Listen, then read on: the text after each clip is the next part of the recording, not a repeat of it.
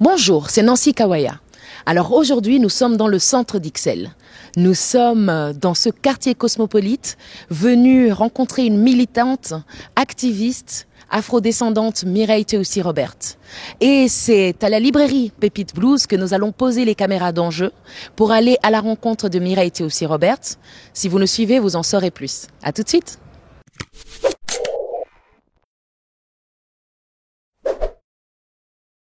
Bonjour mesdames et messieurs, c'est Nancy Kawaya. Bienvenue dans votre émission Entre-temps, nous sommes sur Enjeu Télévision. Alors aujourd'hui, nous sommes à la librairie Pépite Blues. Si vous ne connaissez pas, rue Hanoul numéro 30 à Ixelles. Pépite Blues est une librairie afrodescendante, mais nous ne sommes pas venus pour les livres, enfin, pas aujourd'hui. Alors aujourd'hui, nous sommes venus et nous sommes en présence de la militante activiste Mireille Théoussi-Robert qui est avec nous. Alors pour faire un petit cap sur Mireille, qui est-elle, que fait-elle, nous allons le découvrir ensemble, mais une petite présentation s'impose. Alors Mireille Théoussi-Robert est présidente de l'association Banco Crâne qui lutte pour l'interculturalité et contre le racisme. Elle est également co-auteure de son livre Le racisme anti-noir, dont nous aurons l'occasion de parler. Elle intervient notamment dans le cadre de la conférence sur la restitution des œuvres d'art mal acquis et des restes humains, qu'elle a co-organisée avec le Parlement bruxellois. Elle est ici avec nous, elle pourra me corriger si jamais je me suis trompée quelque part. Elle représente Banco ASBL, elle est chercheuse en associatif.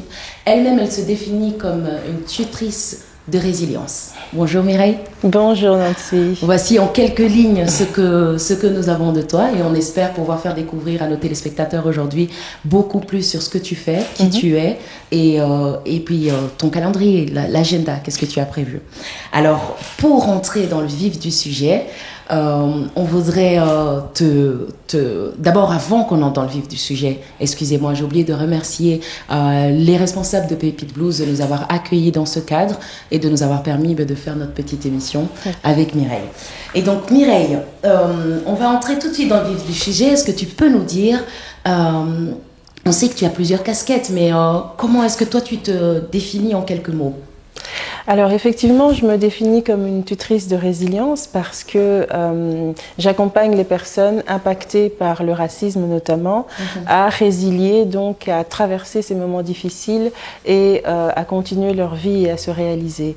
Et cette espèce d'ambition, on va dire, parce que c'est assez ambitieux, se dévoile sous plusieurs formes, notamment dans Banco Crâne, où je fais la présidente donc de la représentation médiatique, du plaidoyer politique, de l'accompagnement de jeunes mais parfois aussi de femmes sur différentes thématiques. Je pense qu'on aura l'occasion d'y revenir. Donc j'ai été éducatrice aussi, donc j'ai beaucoup travaillé avec les jeunes qu'on a longtemps appelés des bandes urbaines, puisque je m'étais rendu compte qu'il y avait beaucoup de désœuvrement chez des jeunes noirs à Bruxelles. Alors voilà, je suis aussi formatrice. Je forme des intervenants sociaux qui doivent intervenir avec des personnes d'origine étrangère. Et donc moi, je les aide à faire leur intervention sans racisme. D'accord, merci beaucoup. Et en quelle année est-ce que tu as créé Banco Crâne et pourquoi avoir créé cette association ? Alors Banco Crâne existe depuis 2012, si je ne me trompe.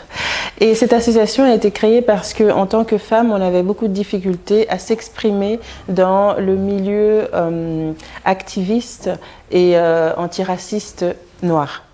Déjà, dans le milieu blanc en général, on a du mal à s'imposer, mais avec les hommes, c'était encore plus difficile avec nos hommes aussi. C'est-à-dire qu'on accepte, la plupart acceptent intellectuellement que les femmes aient leur mot à dire, mais sur le concret, ça ne se faisait pas. Et donc, après plusieurs années d'essais d'empowerment féminin, on a décidé de faire quelque chose à côté, mais de continuer à collaborer. Et donc, c'est ça le combat de ton association, en fait. Alors, le combat de l'association, il peut être à certains égards féministe, même si ce n'est pas du tout le point central. Le point central, c'est surtout l'antiracisme. Donc, cette association a été créée dans le but, de faire de l'empowerment avec des personnes afrodescendantes, leur redonner du pouvoir sur leur vie et leur trajectoire, et de l'autre côté, de former des alliés blancs, c'est-à-dire leur permettre d'être utiles à la lutte antiraciste. Et quelles sont les activités que vous organisez pour pouvoir atteindre vos objectifs avec l'association? Alors, on a énormément de conférences. Donc, tous les ans, entre septembre et décembre, nous avons une conférence par semaine parce qu'il y a beaucoup de sujets qui sont soit tabous ou alors qu'on ne maîtrise pas et qu'on devrait vraiment en parler déjà entre nous, mais aussi ouvert au monde. Donc, il y a la partie conférence. Il y a la partie études et analyses. Donc, nous faisons des analyses, des petits articles, si vous voulez, pour entamer un sujet. Les études, ce sont plutôt des livres sur divers sujets, mais qui sont beaucoup plus larges et beaucoup plus fouillés. Quand on dit études, c'est vraiment qu'on va interviewer les gens, on va en profondeur. C'est pas juste raconter ce qui se passe, c'est vraiment analyser ce qui se passe. Alors, ça, c'est la partie publication. On a une partie campagne et plaidoyer médiatique et politique, où on va sur un sujet donné comme la place Lumumba ou autre, pendant un temps peut-être de 2-3 mois, vraiment investir l'espace médiatique et faire entendre notre voix. Et voilà, c'est la partie peut-être la plus complexe à réaliser, mais ça fait partie de nos activités régulières. Alors, une question que les téléspectateurs doivent se poser ou peuvent se poser, c'est comment s'engager et qui peut s'engager en fait finalement dans cette lutte? Alors, moi, je pense qu'il n'est pas donné à tout le monde de faire du militantisme. On pense, en fait, que c'est un métier comme un autre, que c'est même pas que c'est un métier. On pense que, c'est une vocation comme une autre et qu'on peut le faire comme ça. Mais justement, c'est pas du tout une vocation, c'est un métier. C'est un métier en soi parce qu'il nécessite une bonne formation et plus que certains autres métiers, il nécessite une bonne connaissance de soi, un travail sur son identité, sur ses objectifs. Il nécessite, malgré qu'on est souvent exposé aux médias, etc., de ne pas avoir trop d'ego, de faire passer la lutte avant soi. Ça nécessite beaucoup de sacrifices et d'abnégation. Et il y a aussi parfois beaucoup de coups bas que nos adversaires nous font, il faut pouvoir les encaisser. Ah oui, et pour venir au coup bas, on se demandait quelles sont les contraintes ou les oppositions que donc votre association rencontre pour pouvoir mener à bien ce combat. Nos plus grands adversaires sont les anciens colons et leurs fils et filles, j'ai envie de dire, spirituels ou biologiques, parce qu'ils ne sont pas tous dans cette idéologie, mais certains d'entre eux ont hérité de cette idéologie belge et aussi familiale et la font vivre. Et c'est eux nos plus grands adversaires parce qu'ils nous mettent des bâtons dans les roues, parce qu'ils sont à des endroits stratégiques, ils sont dans les parlements, ils sont dans les ministères, ils sont dans des endroits où on fait avancer les choses et parfois ils bloquent tout simplement. Et donc c'est vraiment nos plus grands adversaires. Donc à part les colons, vous n'avez pas des institutions qui bloquent ce combat? En fait, les institutions sont menées par des personnes et même l'esprit des institutions, donc on peut parler de racisme structurel, l'esprit des institutions est créé et travaillé par des personnes. Et donc ce sont ces personnes-là qui ont transmis j'ai envie de dire, des lignes colonialistes aux institutions. Donc forcément, même dans des institutions, j'ai envie de dire, antiracistes, on rencontre des blocages incroyables. Donc l'idée est de se dire que si on peut petit à petit soit éduquer, soit remplacer ces personnes-là, eh bien les lignes institutionnelles changeraient aussi. Ah, très bien, merci beaucoup. Et puis pour finir, on sait qu'il y a un CRAN en France. Oui. Quel est le lien avec Ban Cochrane que vous avez créé? Alors, il y a eu une vague Black Lives Matter qui a été un peu internationale, partie des États-Unis, et on s'est rendu compte du fait que non seulement nous vivons la même chose, mais nous gagnerions à être connectés les uns aux autres de façon internationale. Chaque pays a une culture raciste et elle n'est pas la même partout. Mais si nous sommes connectés, nous vaincrons mieux ensemble. Oui. Alors on sait que le combat et la lutte concernent la communauté avant tout. Et aujourd'hui, est-ce que vous pensez que la communauté se sent concernée? Est-ce qu'elle s'engage? C'est une question difficile. Oui. parce que évidemment les gens ne réagissent pas de la même manière. Les gens ne viennent parfois pas aux manifestations. À certaines manifestations, ils viennent, à d'autres pas. J'ai constaté par contre que les gens venaient de plus en plus aux conférences. Donc il y a une grande soif de savoir qui émerge. Les gens lisent de plus en plus les articles, les analyses et intègrent ces sujets anciennement tabous dans leurs discussions familiales, amicales, ce qui est une bonne chose. Mais est-ce que les gens s'engagent vraiment? J'ai pas l'impression. J'ai l'impression qu'il y a plutôt un corps militant un peu difforme dans lequel on entre, dans lequel on sort à un moment donné. Et lorsqu'on en a marre d'entendre parler d'antiracisme, on disparaît pendant 2 ans et puis on revient. Donc je ne suis pas sûre que les gens s'engagent d'une manière générale. Par contre, sur le plan privé, ça, oui, les gens font de plus en plus des achats plutôt africains. Ils vont aller vers des choses qui valorisent l'Afrique, vont boycotter des films qui sont racistes, par exemple. Donc, je pense qu'individuellement, il y a quelque chose de bien qui est en train de... Oui, voilà. Ah, c'est très bien. Et pour avoir suivi plusieurs de vos interviews et vu que vous avez un petit pied entre la politique et l'activisme. Est-ce que vous pensez qu'il faille tout le temps solliciter les politiques pour lutter contre le racisme? Est-ce plutôt une question étatique ou civique?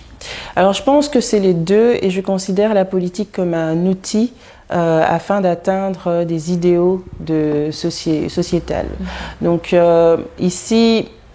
Parfois, on est amené à travailler avec des partis politiques desquels on n'est pas tout à fait d'accord, tout simplement parce que à ce moment-là, c'est ceux-là qui sont d'accord de signer un accord avec nous pour quelque chose qui profite aux afrodescendants.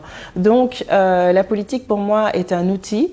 Je n'ai aucune carte de parti, je fais partie d'aucun parti politique, mais c'est un outil constant. Merci. Et le fait de prendre des mesures pour lutter contre le racisme. Dans une de vos interviews, j'ai entendu par exemple que vous proposiez des mesures pour protéger la femme noire, étant donné qu'elle en souffre beaucoup au point de vue professionnel. Est-ce que vous ne pensez pas que c'est beaucoup plus handicapant, du coup, ce genre de mesures qui protégerait la femme noire uniquement par rapport aux autres femmes?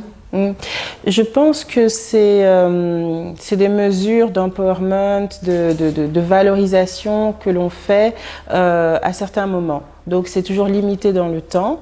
Par exemple, si on remarque qu'une population a du mal à faire ceci ou cela, pendant X temps, on va leur donner plus d'avantages. Mais c'est limité dans le temps et après on va revenir à une entre guillemets, normalité.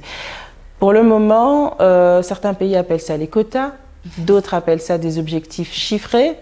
En Belgique, on est plutôt hypocrite, donc on n'aime pas parler de quotas. On dit objectifs chiffrés, c'est-à-dire telle entreprise doit avoir des employés issus de la diversité à hauteur de 15%, par exemple. C'est un objectif chiffré. En vrai, c'est un quota. Donc, mais du moment que c'est limité dans le temps et que ça répond à un besoin spécifique qu'on n'a pas pu régler autrement, je pense que c'est jouable. Mais si après c'est pour favoriser des gens et que ça n'a pas de but précis, évidemment, c'est pas correct. Et quelle est l'autocritique que vous feriez de votre combat? L'autocritique que je ferais, on n'est pas assez tourné vers l'argent, je pense. Parce que voilà, l'associatif c'est du don de soi, donc on ne pense pas à l'argent et à ce qu'on pourrait gagner. On fait une dichotomie entre l'associatif, le militantisme et l'entrepreneuriat et le commerce, et c'est dommageable parce qu'en réalité l'un peut aider l'autre, et pas toujours dans le sens qu'on pense, dans le mécénat, etc., mais dans l'autre sens, c'est-à-dire qu'on peut aussi apporter de l'humain, du cœur dans ce que l'on fait. Et je pense que c'est un pari réussi de Pépite Blues qui a réussi à faire quelque chose qui a de la forme, parce qu'il y a beaucoup de styles, mais aussi qui a du fond, parce que les livres qui sont vendus ici sont des livres panafricanistes. Et donc, l'autocritique, ça voudrait dire que dans l'avenir, vous pensez à combiner, à mettre une place pour l'économie au sein de l'association? Peut-être pas au sein de l'association BAMCO là tout de suite, mais d'une manière générale, c'est un sujet qui a été introduit depuis quelque temps, la question de l'entrepreneuriat par exemple, et de plus en plus il y a des membres qui se lancent dans des activités entrepreneuriales et c'est une bonne chose je pense. Merci. Et est-ce que vous comprenez, enfin, là c'était l'autocritique que vous pouviez avoir de votre combat ou votre lutte. Quel est le plus dur à entendre sur ce combat que vous faites? Quels sont les témoignages ou bien les réflexions les plus blessantes? Les plus blessantes, c'est des réflexions qui en général viennent de... Bon, il y a les réflexions qui viennent des anciens colons, des racistes, etc. Je ne peux pas dire que ça ne m'atteint pas et que ça fait pas mal, ça serait hypocrite. Mais on les attend. On sait qu'ils vont, à un moment donné, nous critiquer, qu'ils vont... voilà, on m'a déjà insulté négresse de ville, des choses pareilles. Bon, on s'y attend. Mais par contre, là où c'est plus blessant et ça fait le plus mal, c'est quand ça vient des Africains eux-mêmes, ceux pour qui vous vous battez, qui peut-être ne comprennent pas le combat et vont commencer à dire mais ça ne sert à rien ce que vous faites, alors que vous savez très bien qu'ils profitent en fait quelque part du combat qui est mené d'une manière générale. Voilà, c'est ça. Les critiques qui viennent de l'interne, sans une réelle analyse en fait de ce qui est fait, sont les plus blessantes parce que c'est nous, c'est nôtre. C'est très vrai. Et nous savons aussi, je ne sais pas si nos téléspectateurs le savent, que vous êtes à l'initiative de la place Lumumba. Mais l'idée derrière la création de cette place était juste d'avoir une place. Quelle est la continuité qui se fait avec cette place Lumumba? Oui, alors il faut se remettre dans le contexte, ça fait 15 ans que, avec un certain humoriste, comédien Dieudonné Kabongo, qui est décédé depuis, nous avions entrepris des démarches pour essayer d'avoir une place Lumumba. La façon dont ce militant, ce grand homme a été tué est une manière de vouloir effacer en fait non seulement sa mémoire mais aussi son message. Donc il a quand même été assassiné, découpé et dissous dans de l'acide pour qu'en fait non seulement que lui, son corps disparaisse complètement, qu'il n'y ait pas de lieu Dieudonné Kabongo? Non, je parle de Lumumba, okay. De Lumumba, bien sûr. Je me suis perdue, oui. Oui, excusez-moi, c'est avec Dieudonné Kabongo qu'on a commencé ce combat. Mais donc, pour revenir à Lumumba, donc la façon dont il a été tué, l'idée était de l'effacer lui, pour qu'il n'y ait pas de lieu de pèlerinage, bien sûr, mais d'effacer aussi sa mémoire et son message. Or, sa mémoire et son message, nous en avons besoin aujourd'hui parce que nous sommes en perte de repères, nous sommes en perte d'estime de soi, face au racisme notamment que nous vivons en Belgique. Donc pour aller rechercher ce message, il faut ériger des symboles ou des espaces symboliques. Et donc avec plusieurs associations, donc mon association n'était pas la seule, nous avons désiré avancer sur ce dossier-là. Et donc cette place Lumumba, c'est vraiment le prétexte pour amener ces enfants et leur parler du message. Oui. Merci beaucoup, c'est magnifique ce que vous avez fait en tout cas. Et puis, nous avons aussi le plaisir de présenter ce superbe livre que Madame Mireille Teussy-Robert a coécrit. Elle va nous en parler tout de suite. Racisme anti-noir, entre méconnaissance et mépris. Que vous pouvez vous procurer en ligne partout, ou sinon à Pépite Blues très bientôt. Voilà. Donc... Racisme anti-noir, entre méconnaissance et mépris. Pourquoi le titre? Qu'est-ce il dit tout en même temps, mais on a envie de savoir pourquoi vous avez choisi ce titre-là. Alors oui, j'ai choisi ce titre-là parce que, déjà, j'utilise pas très souvent le terme noir. J'utilise plutôt le terme afrodescendant. Avant africain subsaharien, donc ça c'était avant, donc ça évolue et ça change. Et aujourd'hui, on sent un besoin de l'usage de ce terme noir, non seulement pour se faire comprendre très rapidement par l'interlocuteur, mais aussi par rapport au fait qu'il nous relie avec les Afro-Brésiliens, les Afro-Turcs et un peu tout le monde noir, on va dire. Alors, c'est une enquête, en fait. Oui, une enquête. Ce livre est une enquête dans le milieu antiraciste blanc. J'ai essayé de savoir si ces antiracistes sont vraiment des antiracistes et je suis revenue déçue en me disant qu'il y a du racisme dans le milieu mainstream antiraciste blanc. C'est-à-dire que comment j'ai managé cette enquête, c'est que d'abord je leur ai demandé qu'est-ce qu'ils savaient de l'histoire coloniale. Okay? Ils s'en sortent pas très bien. Ensuite, je leur ai demandé qu'est-ce qu'ils connaissaient de la communauté ou des communautés africaines ou noires de Belgique. Ils connaissent encore moins. Ensuite, pour finir, je leur ai demandé, puisqu'ils travaillent, j'ai envie de dire pour nous, combien d'afro-descendants sont engagés dans le cœur de métier de leurs institutions. Et là, le chiffre fatidique est de, je pense, 13%, si mes souvenirs sont bons. Donc, non seulement ils ne connaissent pas bien l'histoire coloniale, du lien entre les Africains et la Belgique, ils ne connaissent pas la communauté telle qu'elle vit ici aujourd'hui, ou alors très peu, mais en plus, ils ne nous engagent pas, extrêmement rarement.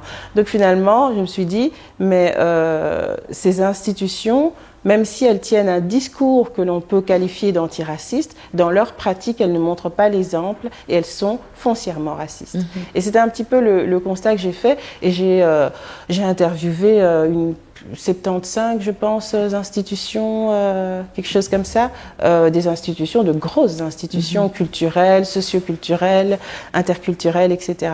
Et donc, entre mes connaissances et mes connaissances parce que effectivement, le fait de ne pas nous connaître, de ne pas en savoir plus, voilà, c'est manifestement une méconnaissance. Mais mépris parce que j'estime que lorsque l'on entretient cette méconnaissance, que dans les années 90, ils ne nous connaissent toujours pas, que dans les années 2000, ils ne nous connaissent toujours pas, que dans les années 2010, ils disent « Ah, mais on connaît un peu les Maghrébins, mais vous, toujours pas », ça devient du mépris. Oui. Et le mépris, c'est du racisme. Très bien, exactement. Et c'est aussi pour ça qu'on est avec Entretemps aujourd'hui à la rencontre de Mireille Thieussy-Robert. C'est justement pour que vous appreniez, grâce à cette interview, à la connaître, que tout le monde puisse savoir qui est derrière Ban Cochrane et plusieurs autres activités et événements qui s'organisent ici à Bruxelles, dont Ban Cochrane est co-organisateur ou organisateur. Et puis vous parlez d'un racisme oublié assez souvent.